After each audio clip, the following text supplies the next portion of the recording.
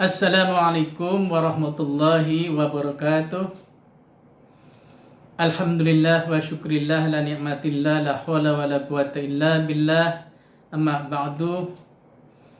Selamat sore para mahasiswa. Alhamdulillah, puji syukur kami panjatkan kehadirat Ilahi Rabbi. Pada kali ini kita bisa berkumpul kembali, bisa mengajar secara online. Mudah-mudahan pada pertemuan kali ini membawakan manfaat dan membawakan hasil yang maksimal. Kami di sini akan menyampaikan materi kuliah agama Islam, yakni Islam dan negara. Para mahasiswa, kalau kita bicara mengenai asal mula terbentuknya negara, kita lihat daripada menurut Al-Mawardi, abad klasik yang wafat di tahun 1058, beliau pernah mengatakan bahwa yang pertama, manusia sebagai makhluk sosial diciptakan Allah dalam keadaan lemah karena secara individual manusia tidak memiliki kemampuan untuk mencukupi semua kebutuhannya sendiri tanpa bantuan orang lain. Yang kedua, perbedaan individualitas seperti perbedaan bakat, kemudian pembawaan, kecenderungan alami, dan kemampuan, semuanya mendorong manusia untuk bersatu, bekerja sama, dan saling membantu. Kemudian, dari proses interaksi sosial itu secara evolusi, membentuklah komunitas hidup bermasyarakat. Juga lahir kota-kota dan akhirnya sepakat mendirikan negara. Sebab lahirnya negara adalah hajat umat manusia untuk mencukupi kebutuhan mereka bersama dalam suatu ikatan kerjasama yang sehat dan saling menguntungkan. Kemudian kalau kita lihat dari segi politik tata negara, pemenuhan kebutuhan bersama itu memerlukan aturan hukum sebagai ikatan moral. Bagaimana proses kerjasama untuk saling membantu itu berjalan etis dan sehat. Makanya dalam hal ini lahirnya negara itu memerlukan 6 sendi utama. Sekali lagi, dalam hal ini lahirnya negara memerlukan 6 sendi utama. Yang pertama adalah agama yang dihayati. Ya. Jadi bukan agama yang dihayati itu hanya direnungkan saja, tetapi semua komponen masyarakat, negara selalu aktif dalam menjalankan agama yang ditekuninya, agama yang dianutnya, selalu menjalankan perintah-perintah Tuhannya dan selalu meninggalkan larangan-larangan Tuhannya. Sehingga yang namanya norma-norma agama sungguh ditegakkan, dijalankan dengan seksama sebagaimana keyakinan mereka masing-masing. Itulah agama yang dihayati. Yang kedua, penguasa yang berwibawa. Jadi kalau negara itu akan bagus, akan dijaya, maka dimaksimalkan punya pemimpin yang berwibawa. Bukan berwibawa saja, melainkan harus jujur, ya, karena faktor jujur itu adalah faktor yang utama juga, ya. Cerdas juga, ya. Kemudian menyampaikan amanah daripada rakyat juga.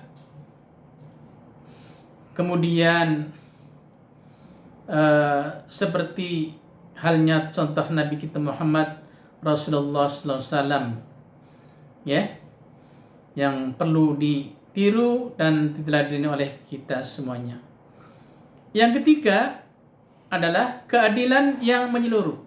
Jadi keadilan yang menyeluruh itu artinya bahwa negara itu kalau ingin termasuk negara yang jaya, ini namanya keadilan harus ditegakkan di mana-mana. Tidak boleh pilih kasih, ya. Di provinsi ini misalnya beda aturannya, kemudian di sini juga beda aturannya.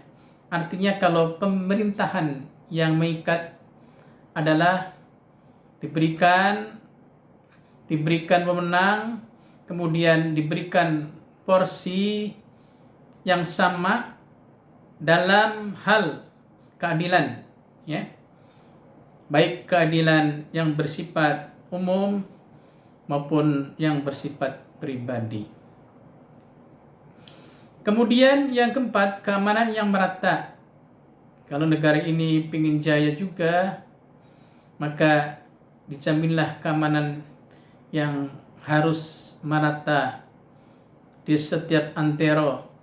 Tidak boleh di sana tidak aman, kemudian di sini aman. Harus semua nyaman yang tinggal dalam satu negara itu. Kemudian yang kelima, kesuburan tanah pertanian yang berkesinambungan. Ya, kalau kita lihat di Indonesia misalnya, ya masih juga pertanian masih bagus, ya. Mungkin yang namanya lahan-lahan masih subur, sehingga ya mungkin termasuk salah satu Indonesia ini ya insyaallah menuju negara yang jaya. Kemudian harapan kelangsungan hidup yang berkelanjutan. Ya, kita harus punya tujuan yang sama, misi yang sama, ya, dan goal yang sama, kesejahteraan yang sama, ya, ketenangan yang sama. Semua harus kita harapkan itu semuanya. Para mahasiswa, kalau kita lihat berikutnya adalah tujuan daripada pembentukan negara. Apa sebenarnya tujuan daripada pembentukan negara ini? Tujuan pembentukan negara menurut Ibnu Abi Rabbi adalah sebagai berikut. Yang pertama adalah untuk menjamin kerukunan dan keserasian hubungan antara sesama manusia sebagai warga negara. Ya, kita harus hidup rukun, serasi, seimbang, sejalan, ya. Satu tujuan. Ini menurut Ibnu Abi Rabbi. Kemudian yang kedua, untuk menjamin pelaksanaan peraturan-peraturan atau hukum agar tercipta tata tertib kehidupan masyarakat dan kesejahteraan hidupnya. Ya, kita harus menegakkan aturan hukum yang sudah ada, ya, menegakkan aturan-aturan dalam hidup ini supaya apa? Negara tercipta tertib dan aman. Kemudian yang ketiga, untuk mengikis pelanggaran dan penganiayaan antar sesama anggota masyarakat yang dapat merusak keutuhan daripada negara ini. Di provinsi sana aman, di provinsi ini aman, semua tertib, terkendali, sehingga antara satu dengan yang lainnya kondusif, ya. Tidak ada yang merusak daripada ketenangan masyarakat dan bernegara. Ya, kalau kita lihat dalam konteksnya, tujuan pembentukan negara ini dapat dikatakan bahwa negara berkewajiban mengupayakan bagaimana masyarakat yang adil, makmur, bahagia, maju dan teratur. Untuk menjamin terwujudnya tujuan hidup bernegara, maka adalah menjamin terlaksananya 5 kebutuhan dasar manusiawi. Sekali lagi, untuk menjamin terwujudnya tujuan hidup bernegara adalah menjamin terlaksananya 5 kebutuhan dasar manusia ya bagi setiap warga negara. 5 kebutuhan dasar itu yang pertama adalah 1. Melindungi keselamatan fisik warga masyarakat dari tindakan kekerasan di luar ketentuan hukum. Jangan sampai yang kuat menganiaya yang lemah. Yang kedua, melindungi keselamatan keyakinan agama masing-masing tanpa ada paksaan untuk berpindah agama. Ya, jadi dalam beragama ini tidak boleh ada yang dipaksa sesuai dengan kehendak keyakinan masing-masing. Yang ketiga, melindungi keselamatan keluarga dan keturunan. Mencegah jangan sampai ada hubungan antara laki-laki dan wanita di luar nikah ya. Ini jangan sampai ya. Ini merupakan suatu kebutuhan dasar itu yang harus kita jaga. Ya, kami ulangi, melindungi keselamatan keluarga dan keturunan ya. Apalagi sekarang banyak manusia antara laki-laki dan wanita yang selalu berhubungan di luar nikah. Ini perlu kita waspadai. Yang keempat, melindungi keselamatan harta dan benda dan milik pribadi di luar prosedur hukum. Yang kuat jangan sampai merampas hak milik orang lain. Jadi kita punya harta dilindungi ya. Jangan sampai ya hanya orang-orang tertentu ya yang dilindungi oleh negara. Yang kelima adalah melindungi keselamatan profesi. Dalam hal ini jangan sampai ada diskriminasi bagi setiap warga negara untuk meroleh kesempatan bekerja dan berusaha ya. Jadi hanya orang-orang terdekat saja yang bisa bekerja, jangan sampai orang dari level tingkat bawah pun harus kita perhatikan ya, supaya kita punya hak yang sama. Ya. Lalu kita menginjak bagaimana pandangan Islam terhadap negara. Ini ada 3 paradigma tentang pandangan Islam mengenai integrasi agama dan negara. Yang pertama, paradigma yang pertama adalah pemikiran para ulama Syiah dan kelompok ulama pemantau konservatif yang berusaha memecahkan dikotomi Islam dan negara dengan tetap mempertahankan konsep integrasi persatunya agama dan negara.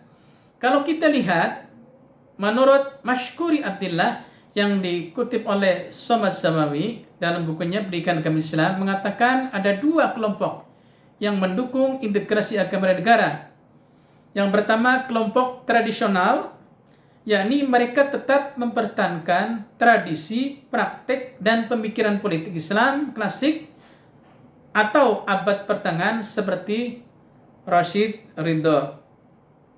Kemudian ada kelompok fundamentalis, yakni mereka ingin melakukan reformasi sistem sosial dengan kembali kepada ajaran Islam secara total dan menolak sistem yang dibuat manusia seperti Sayyid Qutb, Abu Al-A'la, dan Hasan Turabi. Yang kedua, pandangan paradigma kedua adalah bahwa